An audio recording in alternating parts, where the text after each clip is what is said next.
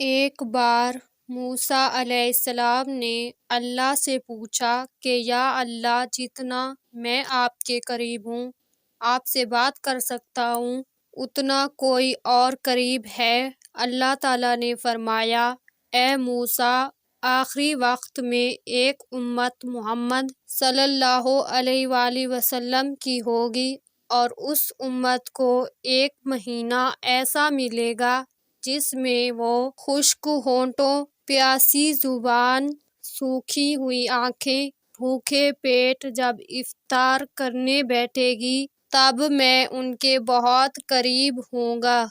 موسیٰ، تمہارے اور میرے درمیان 70 پردوں کا فاصلہ ہے، لیکن افطار کے وقت اس امت اور میرے درمیان ایک پردے کا فاصلہ بھی نہیں ہوگا، اور جو دعا وہ مانگیں گے اسے قبول کرنا میری ذمہ داری ہوگی۔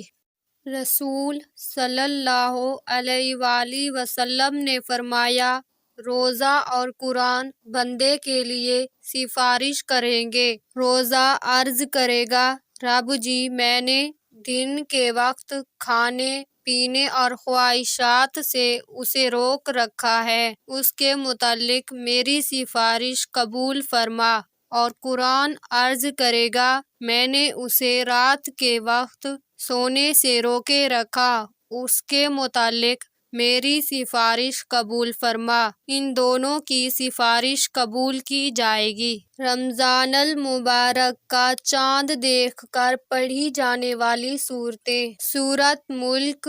چاند دیکھ کر اس کو پڑھا جائے تو مہینے کے 30 دنوں تک وہ سختیوں سے انشاءاللہ عز و جل محفوظ رہے گا، اس لیے کہ یہ 30 آیتیں ہیں اور 30 دن کے لیے کافی ہیں۔ سورۃ الفتح۔ جس وقت رمضان شریف کا چاند دیکھا جائے تو سورۃ فتح کو 3 بار پڑھنے سے تمام سال رزق میں فراخی ہوتی ہے۔ کشتی میں سوار ہوتے وقت پڑھنے سے غرق ہونے سے مامون رہتا ہے۔ جدال اور قتال کے وقت لکھ کر پاس رکھنے سے حفاظت ہوتی ہے۔ سورۃ القدر۔ رمضان المبارک کی چاند رات کو مغرب کے بعد 21 مرتبہ سورۃ القدر پڑھنے سے رزق میں برکت ہوتی ہے۔